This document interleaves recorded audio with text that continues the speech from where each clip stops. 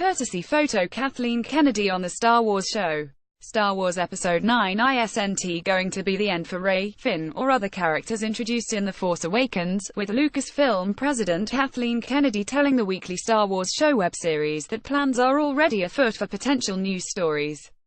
"We're sitting down now, we're talking about the next 10 years of Star Wars stories, and we're looking at, narratively, where that might go," Kennedy said while talking about the work of Lucasfilm's story group.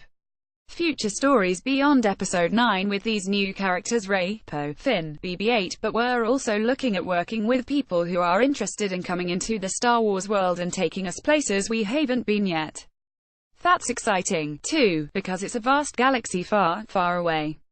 On the one hand, this shouldn't come as too much of a surprise. Characters have moved between trilogies before. Part of the appeal of The Force Awakens was seeing Leia, Han and Chewbacca again, after all, and, with a standalone Star Wars story movie framework, any future stories could take place either before or during the current trilogy.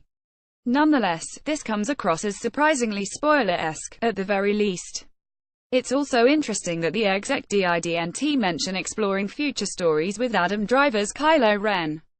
Perhaps aware of the attention Kennedy's comments would get, it's worth noting that makers of the Star Wars show snuck in a Last Jedi reveal of their own in this week's episode, the first ever footage of new location Canto Bight, which can be glimpsed at the 313 mark below. This article originally appeared on thr.com.